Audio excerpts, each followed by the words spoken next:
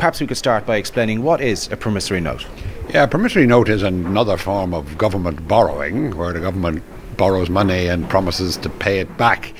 Where it differs is that most government borrowing, you only pay interest and then you pay back the sum of money at a specified date in the future.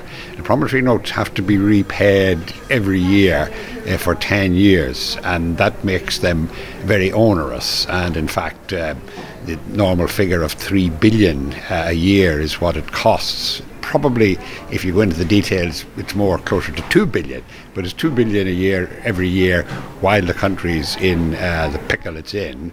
And that's why the government has been so keen to replace them with something less onerous for the time being. So if there is a new deal, whether it comes now or whether it comes in the weeks ahead, how will that differ from the prom notes?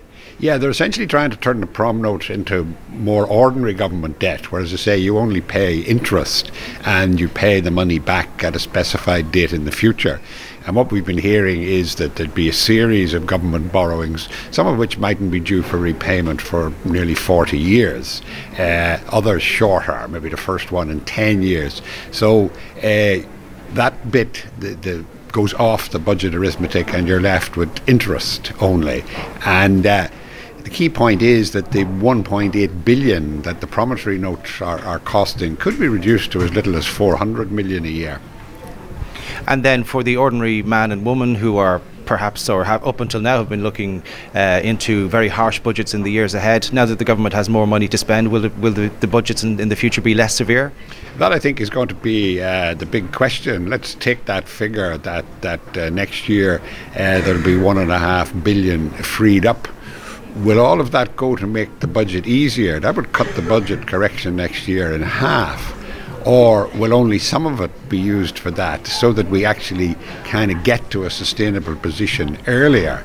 And I can see that debate is going to be most intense inside the government rather than outside. Lots of outsiders will say, yes, give us all of that money.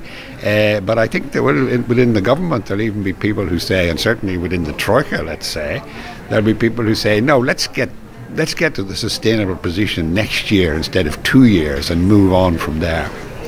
But it probably will be an easier budget than it would be if we don't get a deal.